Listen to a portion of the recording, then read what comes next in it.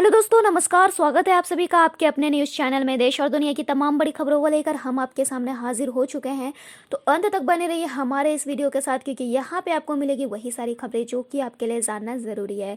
दोस्तों, बहुत ही बड़ी खबर आ रही है। नया संसद भवन तैयार हो रहा है। इसके साथ साथ झारखंड पुलिस दे रही है करोड़पति बनने का मौका। आपको क्या करना होगा कि आप करोड़पति बन सकते हैं।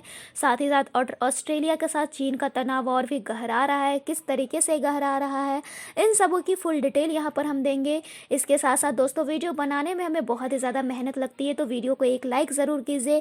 साथ ही साथ चैनल को सब्सक्राइब ज़रूर कर ले, ताकि और भी हमें वीडियो बनाने में मज़ा आ सके। तो चलिए शुरू करते हैं। तो दोस्तों, सबसे बड़ी अपडेट आ रही है उत्तर प्रदेश से। उत्तर प्रदेश के लखनऊ में सीजन का सबसे घना कोहरा आ चुका है। 10 मीटर भी विजिबिलिटी नहीं है। आइए जानते हैं मौसम का क्या अलर्ट है। मौसम विभाग के अनुसार अभी अगले 2 दिनों तक सुबह शाम कोहरा रहने की संभावना है।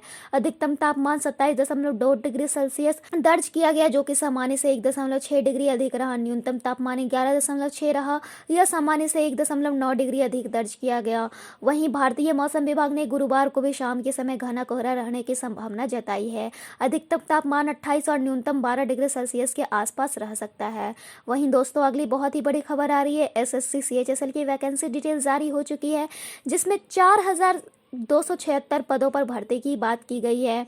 जिसमें मैं आपको बता दूं, ऑनलाइन आवेदन की अंतिम तिथि 15 दिसंबर 2020 है, जबकि आवेदन की ऑनलाइन रसीद पाने की अंतिम तिथि 15 दिसंबर 2020 ही। ऑनलाइन आवेदन शुल्क जमा करने की अंतिम तिथि 17 दिसंबर 2020 है।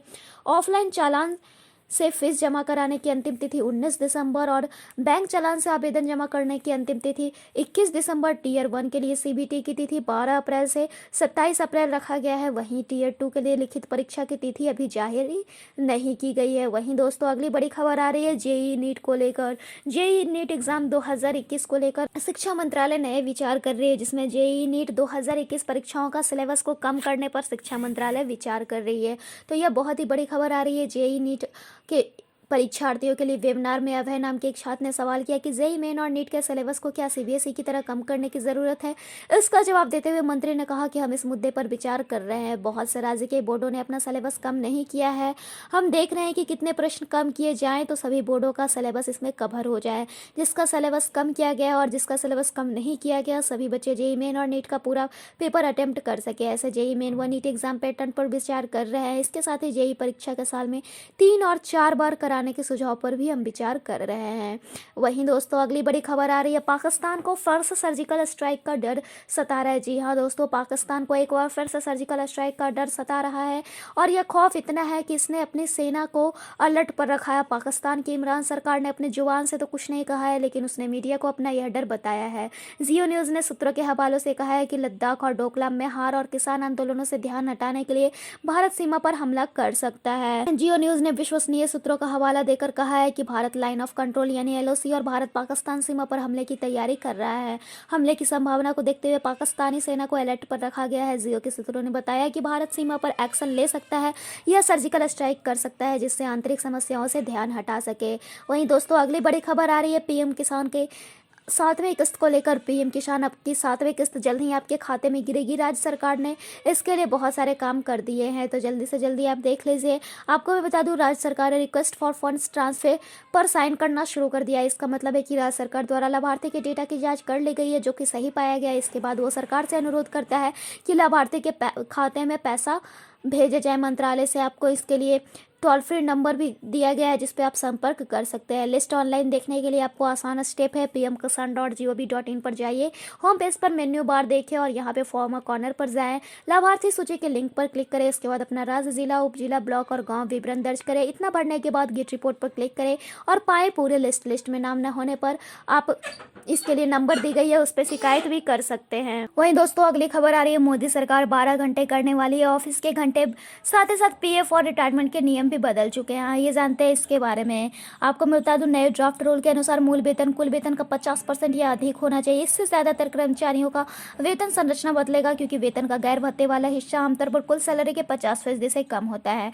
वहीं रिटायरमेंट की राशि में भी इजाफा होने की बात की गई है। साथ ही साथ काम के 12 घंटे करने का प्रस्ताव भी कर दिया गया है। वहीं दोस्तों, अगली खबर आ रही है। पोस्ट ऑफिस सेविंग अकाउंट में अब आपको न्यूनतम बैलेंस रखना होगा, वरना रोज़ आपके 100 रुपये कटेंगे। जी हाँ दोस्तों, अगर आपका भी पोस्ट ऑफिस में सेविंग अकाउंट है तो ये आपके लिए काम की खबर है। कल से बदल पोस्ट ऑफिस सेविंग अकाउंट में न्यूनतम बैलेंस बनाए रखने से जुड़ा नियम बदलने वाला है। पोस्ट ऑफिस सेविंग अकाउंट में न्यूनतम बैलेंस 500 रुपये बनाए रखना होगा। यह नियम कल शुक्रवार से 11 दिसंबर से लागू हो जाएगा। अगर आप ऐसा नहीं करते हैं तो 100 रुपये रोज़ का शुल्क डेटा जाएगा और राशि जीरो हो जाएगी, तो आपका खाता बंद हो जाएगा। वहीं दोस्तों अगली बड़ी खबर आ रही है, 83 लाख में पुराना संसद भवन बना हुआ था, अब नए पर 971 करोड़ की लागत है। इसके लिए 10 खास बातें क्या क्या है आपको मैं बता दूं। देश का नया संसद भवन मिलने जा रहा है। प्रधान नरेंद्र मोदी इसकी नींव रख रहे हैं, जो अगले 2 साल में बनकर तैयार होगा। नया संसद भवन आधुनिक सेवाओं से लैस होगा। आइए जानते हैं इसके बारे में। इसमें सबसे पहली खासियत होगी कि पुराने संसद भवन से इतर नई बिल्डिंग में आधुनिक तकनीक जरूरतों का ध्यान रखा जा रहा है। अगस्त 2019 में मौजूदा लोकसभा स्पीकर ओम बिरला और उपराष्ट्रपति वेंकैया नायडू की ओर से नया संसद भवन का प्रस्ताव रखा गया। प्रस्ताव के मुताबिक नया संसद भवन 64,500 स्क्वायर मीटर में बनाया जाएगा, जो 4 मंजिला होगा और इसका खर्च 971 करोड़ रुपए आएगा। इस संसद भवन को 2020 तक तैयार किया जाएगा। सभी सांसदों के लिए संसद भवन परिसर में दफ्तर बनाया जाएगा, जिसे 2024 तक तैयार किया जाएगा। नई बिल्डिंग का डिजाइन HCP डिजाइन मैनेजमेंट ने किया है, जो अहमदाबाद से। इसका निर्माण टाटा प्रोजेक्ट्स द्वारा किया जाएगा। नई बिल्डिंग में audio visual system, data network facility का ध्यान रखा जा रहा है। नई बिल्डिंग में कुल 1224 सांसदों के बैठने की सुविधा होगी। इनमें 888 लोकसभा चैम्बर में बैठ सकेंगे, जबकि राज्यसभा चैम्बर में 384 सांसदों को बैठने की अनुमति होगी। भविष्य में अगर सांसदों की संख्या बढ़ती है तो इसकी जरूरत पूरी हो सकेगी। संसद भवन में देश के हर कोने की तस्वीर दिखाने की कोशिश की जाएगी। नई बिल्डिंग में सेंट्रल हॉल नहीं होगा। लोकसभा चैम्बर में ही दोनों सदनों के सांसद बैठ सकेंगे। संसद भवन की मौजूदा बिल्डिंग को एक म्यूजियम के तौर पर रखा जाएगा। इसमें काम भी चलता रहेगा। लोकसभा स्पीकर ओम बिरला ने जानकारी दी थी कि पुराने संसद भवन ने देश को बदलते देखा है, ऐसे में वो भविष्य में प्रेरणा देगा। लोकसभा और राज्यसभा कक्षों के अलावा नए भवन में एक भव्य संविधान कक्ष होगा, जिसमें भारत की लोकतांत्रिक विरासत दर्शाने के लिए अन्य वस्तुओं के साथ साथ संविधान की मूल प्रति, डिजिटल डिस्प्ले आदि दिखेंगे। मौजूदा संसद भवन को अंग्रेजों ने बनवाया था। 12 फरवरी 1921 को इसकी नींव रखी गई और 1927 में जाकर ये तैयार हुआ। Sir Edward Lutyens, sir Howard baker की अगुवाई में संसद भवन की बिल्डिंग तैयार हुई थी, जिसे दुनिया के सबसे बेहतरीन इंफ्रास्ट्रक्चर के तौर पर देखा जाता है। तब इस भवन को बनाने में कुल 83 लाख रुपए का खर्च आया था।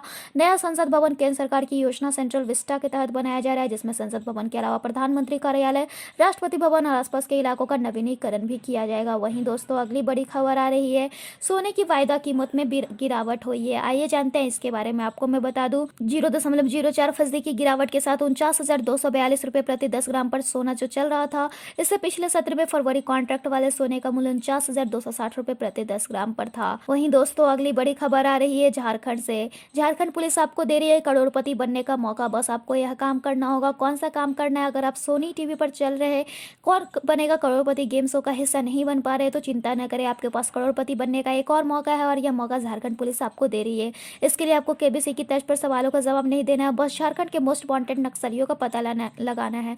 पुलिस को मोस्ट वांटेड नक्सलियों का पता दीजिए और 1 करोड़ रुपए घर ले जाइए। झारखंड पुलिस की ओर से जारी नक्सलियों की टॉप 10 सूची में शामिल 10 नक्सलियों का पता बताने पर अधिकतम 1 करोड़ रुपए से लेकर न्यूनतम 25 लाख रुपए तक की लॉटरी लग सकती है। पुलिस की ओर से सूचना देने वाले के नाम और पते गुप्त रखे जाएंगे।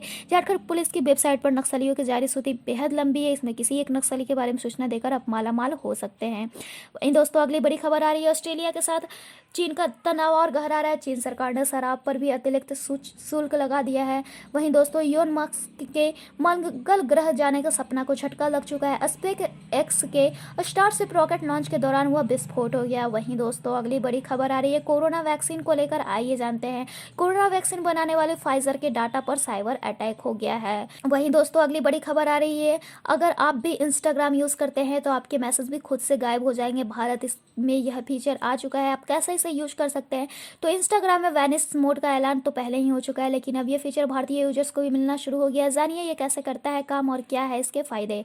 आपको मैं बता दूं, इंस्टाग्राम वैनिश मोड पर एक तरह का प्राइवेसी फीचर है, जिसके तहत यूजर्स बिना ट्रेस छोड़े चैटिंग कर सकते हैं। वैनिश मोड को यूज करना काफी आसान है। हाल ही में फेसबुक ने इंस्टाग्राम के इनबॉक्स को रिवैम्प करके इसे मैसेंजर की तरह बना दिया। इनबॉक्स का आइकन भी बदलकर मैसेंजर आइकन दे दिया गया है। नए फीचर भी जुड़े हैं और काफी हद तक ये मैसेंजर की तरह ही हो गया है। यहाँ तक कि अब क्रॉस प्लेटफॉर्म मैसेजिंग भी शुरू किया जा चुका है। इसके बारे में हम बाद में बात करेंगे। फिलहाल एक बार फिर से जानते हैं कि वैनिश मोड क्या है और ये कैसे काम कर सकता है। फेसबुक का मानना है कि कभी कभी मैसेज में कुछ ऐसी प्रतिक्रिया जाती है जो उसी समय के लिए होती है, ऐसे में वो चैट बॉक्स में रहेंगे।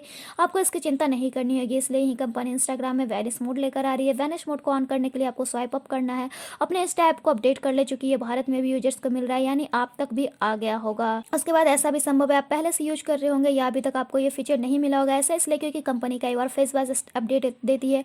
बहरहाल इंस्टाग्राम में का ये फीचर यूज़ करने के लिए आपको किसी भी चैट में जाकर स्वाइप अप करना है। स्वाइप अप करते ही वैनिश मोड एक्टिवेट हो जाएगा। वैनिश मोड एक्टिवेट करके आप दूसरे को मैसेज करेंगे तो उन्हें भी इस बात का नोटिफिकेशन मिलेगा कि आपने वैनिश मोड ऑन कर दिया है। इसके बाद आप चैट करेंगे और आने जिन्हें मैसेज किया है उनके पढ़ते ही मैसेज गायब हो जाएंगे। वैनिश मोड में चैटिंग के दौरान अगर आप स्क्रीनशॉट लेते हैं तो ये भी यहाँ दिख जाएगा, इसलिए स्क्रीनशॉट लेने से पहले इस बात का भी ध्यान रखें। इसी तरह आप तक मैसेज आएंगे और आपने पढ़ लिया तो मैसेज गायब हो जाएंगे। मैसेज में टेक्स्ट के अलावा ऑडियो, फोटोज़, वीडियोज़ और जिप भी भेजे जा सकते हैं। इन पर वैनिश मोड लागू होगा। तो फिलहाल इस वीडियो में इतना ही। ऐसे ही वीडियोज़ के लिए बने रहिए हमारे चैनल के साथ। Then bye and thanks for watching this video.